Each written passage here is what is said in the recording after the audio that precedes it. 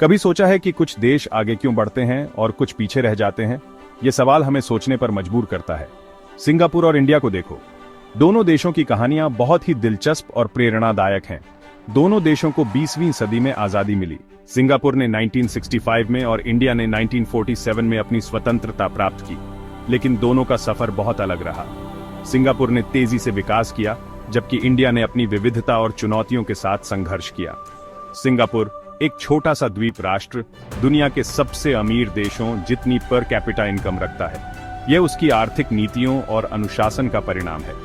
India अपने विशाल आकार और संसाधनों के साथ अभी भी ग्लोबल स्टेज पर अपनी जगह बना रहा है। उसकी प्रगति धीमी लेकिन स्थिर है। सिंगापुर की सफलता का राज क्या है? उसकी शिक्षा प्रणाली, व्यापारिक माहौल और सार्वजनिक परिवहन ने उसे एक मजबूत नींव दी है। और इंडिया इसके सफर से क्या सीख सकता है? इंडिया के पास भी प्रतिभा और संसाधनों की कमी नहीं है। ये इंडिया की बुराई नहीं है, यह एक अवसर है सीखने का और अपने आप को बेहतर बनाने का।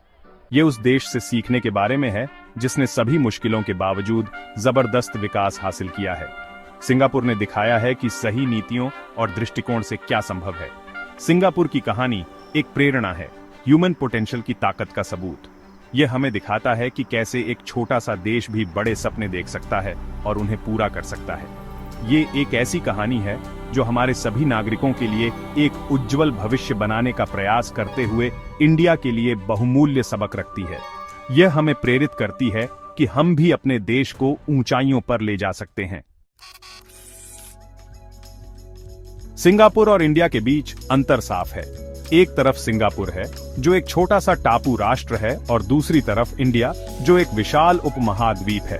सिंगापुर दिल्ली से भी छोटा एक टापू राष्ट्र है। यह एक ऐसा देश है जो अपने छोटे आकार के बावजूद विश्व में अपनी पहचान बना चुका है। इसकी जनसंख्या मुंबई से भी कम है, लेकिन इस छोटे से देश ने अपनी सीमाओं को कभी अपनी प्रगति में बाधा नहीं बनने दिया। दूसरी ओर इंडिया एक उपमहाद्वीप है जिसकी जनसंख्या 1.3 बिलियन से ज्यादा है। यह एक ऐसा देश है जो विविधता और विशालता में अद्वितीय है। हमारे पास अलग अलग भाषाएं, संस्कृतियां और एक विशाल भौगोलिक क्षेत्र है। यह विविधता हमारी ताकत है, लेकिन इसे सही दिशा में ले जाना एक चुनौती है। लेकिन साइज ही सब कुछ नहीं है। असली सफलता का पैमाना यह है कि हम अपने संसाधनों का उपयोग कैसे करते हैं। सिंगापुर ने दिखाया है कि सही माइंडसेट और स्ट्रेटजीज के साथ एक छोटा सा देश भी असाधारण चीजें हासिल कर सकता है। यह देश अपने विकास और प्रगति के लिए एक मिसाल बन चुका है। सिंगापुर की सक्सेस स्टोरी इस विचार को चुनौती देती है कि आकार ही डेस्टिनी तय करता है। यह हमें सिखाता है कि सही दृष्टिकोण और मेहनत से कुछ भी संभव है। यह हमें अपनी चुनौतियों से परे देखने और अपनी क्षमता पर ध्यान केंद्रित करने का आग्रह करता है। हमें अपनी ताकतों को पहचानना और उनका सही उपयोग करना सीखना होगा। अगर सिंगापुर कर सकता है तो इंडिया क्यों नहीं? हमारे पास भी वही क्षमता और संभावनाएं हैं। हमारे पास टैलेंट, रिसोर्सेज और सफल होने की भूख है। हमें बस सही दिशा में कदम बढ़ाने की जरूरत है। अब हमें सही दिशा, सही लीडरशिप और अपने देश को बदलने की कलेक्टिव विल चाहिए। ये समय है कि हम एकजुट होकर अपने देश को नई ऊंचाइयों पर ले जाएं। सिंगापुर का सफर कमाल का है।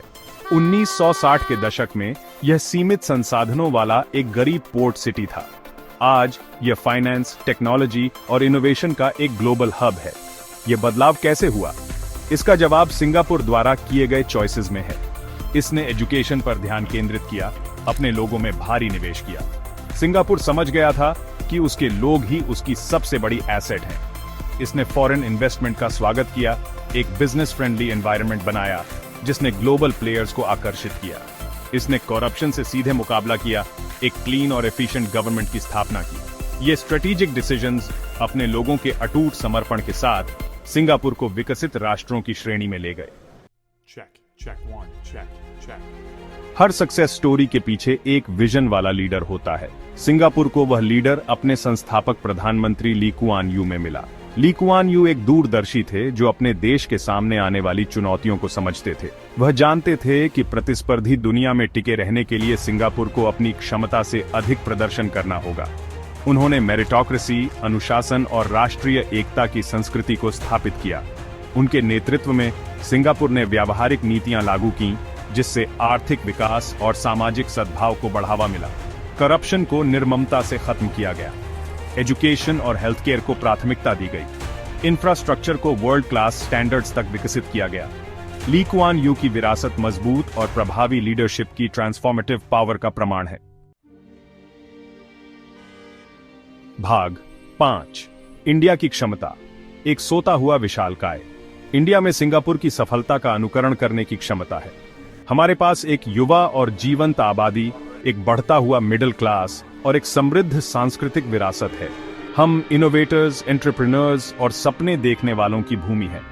हमें एक स्पार्क, एक कैटलिस्ट की जरूरत है जो हमारी कलेक्टिव पोटेंशियल को प्रज्वलित कर सके और हमें एक उज्जवल भविष्य की ओर ले जा सके। हमें सिंगापुर के उदाहरण से सीखने और अपनी ताकत पर ध्यान केंद्रित करने की आवश्यकता है। हमें अपने लोगों में निवेश करने, उन्हें क्वालिटी एजुकेशन और हेल्थ केयर प्रदान करने और एक ऐसा एनवायरनमेंट बनाने की जरूरत है जहां बिजनेसेस फल फूल सकें। हमें टेक्नोलॉजी को अपनाने, इनोवेशन को प्रोत्साहित करने और एक्सेलेंस की संस्कृति का निर्माण करने की आवश्यकता है। भाग 6, शिक्षा, प्रगति की नींव। शिक्षा किसी भी राष्ट्र की प्रगति का आधार है। सिंगापुर ने इसे पहले ही पहचान लिया और शिक्षा को राष्ट्रीय प्राथमिकता बना दिया। उसने वर्ल्ड क्लास स्कूल्स और यूनिवर्सिटीज के निर्माण, सर्वश्रेष्ठ शिक्षकों को आकर्षित करने और सीखने की संस्कृति को बढ़ावा देने में भारी निवेश किया। इंडिया को भी ऐसा ही करने की जरूरत है। हमें अपनी शिक्षा प्रणाली को नया रूप देने की जरूरत है, इसे 21वीं सदी के लिए और अधिक प्रासंगिक बनाने की। हमें अपने बच्चों को वो स्किल्स और नॉलेज से लैस करने की जरूरत है जिनकी उन्हें ग्लोबल मार्केट प्लेस में प्रतिस्पर्धा करने के लिए जरूरत है। हमें क्रिटिकल थिंकिंग, प्रॉब्लम सॉल्विंग और क्रिएटिविटी को प्रोत्साहित करने की आवश्यकता है। भाग 7, स्वास्थ्य सेवा और बुनियादी ढांचा, विकास के स्तंभ। आर्थिक विकास के लिए एक स्वस्थ और उत्पादक वर्कफोर्स महत्वपूर्ण है। सिंगापुर ने इसे समझा और एक मजबूत हेल्थ केयर सिस्टम का निर्माण किया जो उसके सभी नागरिकों के लिए सुलभ है। इसने इंफ्रास्ट्रक्चर में भी भारी निवेश किया, एक वर्ल्ड क्लास ट्रांसपोर्टेशन नेटवर्क, विश्वसनीय बिजली आपूर्ति और कुशल संचार प्रणाली बनाई। इंडिया को हेल्थ केयर और इंफ्रास्ट्रक्चर डेवलपमेंट को प्राथमिकता देने की जरूरत है। हमें यह सुनिश्चित करने की आवश्यकता है कि हमारे सभी नागरिकों के पास क्वालिटी हेल्थ केयर तक पहुंच हो, चाहे उनकी आर्थिक पृष्ठभूमि कुछ भी हो। हमें अपनी सड़कों, रेलवे, हवाई अड्डों और डिजिटल कनेक्टिविटी में सुधार करने की आवश्यकता है। भाग 8, हमारी भूमिका, हमारी जिम्मेदारी। एक विकसित और समृद्ध इंडिया का निर्माण केवल सरकार की जिम्मेदारी नहीं है। ये एक सामूहिक प्रयास है जिसमें प्रत्येक नागरिक की भागीदारी की आवश्यकता होती है। हमें दोषारोपण से आगे बढ़ने और अपने देश के भविष्य का ओनरशिप लेने की जरूरत है। हमें खुद से पूछना होगा, मैं इंडिया के लिए क्या कर सकता हूँ, बजाय इसके कि इंडिया मेरे लिए क्या कर सकता है। हम सभी अपने अपने तरीके से योगदान दे सकते हैं। ईमानदारी से टैक्स भरें, ट्रैफिक रूल्स का पालन करें, अपने आसपास साफ सफाई रखें, करप्शन की रिपोर्ट करें, सामाजिक कार्यों के लिए अपना समय और स्किल्स वॉलंटियर करें। हर छोटा काम मायने रखता है। याद रखें, बदलाव हम में से हर एक के साथ शुरू होता है। भाग 9, एक उज्जवल भविष्य का निर्माण। एक विकसित राष्ट्र बनने की इंडिया की यात्रा चुनौतीपूर्ण होगी लेकिन असंभव नहीं। ये एक ऐसा सफर है जिसमें हर कदम पर मेहनत, समर्पण और एकजुटता की आवश्यकता होगी। हमने अपने लंबे इतिहास में कई बाधाओं को पार किया है। हमारी संस्कृति और परंपराएं हमें सिखाती हैं कि कैसे कठिनाइयों का सामना करना है और उनसे उभरना है। हमारे पास अपने लक्ष्यों को प्राप्त करने के लिए रेजिलियंस, इंजेन्युइटी और दृढ़ संकल्प है। हमारे वैज्ञानिक, उद्यमी और छात्र इस दिशा में निरंतर प्रयासरत हैं। आइए सिंगापुर की सक्सेस स्टोरी से प्रेरणा लें और एक ऐसे इंडिया का निर्माण करने का प्रयास करें जो समृद्ध, न्याय संगत और दुनिया के लिए आशा की किरण हो। सिंगापुर ने दिखाया है कि कैसे एक छोटा सा देश भी वैश्विक मंच पर बड़ा प्रभाव डाल सकता है। भविष्य हमारे हाथ में है। हमारे बच्चे, हमारे परिवार और हमारे युवा ही इस भविष्य की नींव है। हमें उन्हें सही दिशा में मार्गदर्शन करना होगा। आइए हम एक साथ काम करने, सर्वश्रेष्ठ से सीखने और एक ऐसे राष्ट्र का निर्माण करने का संकल्प लें जिस पर हम सभी को गर्व हो। यह एक ऐसा राष्ट्र होगा जो विविधता में एकता का प्रतीक होगा। आइए हम एक ऐसे इंडिया का निर्माण करें जो न केवल प्राचीन ज्ञान की भूमि हो बल्कि आधुनिक प्रगति का एक चमकदार उदाहरण भी हो। यह एक ऐसा देश होगा जो अपनी जड़ों से जुड़ा रहेगा, और साथ ही भविष्य की ओर अग्रसर होगा।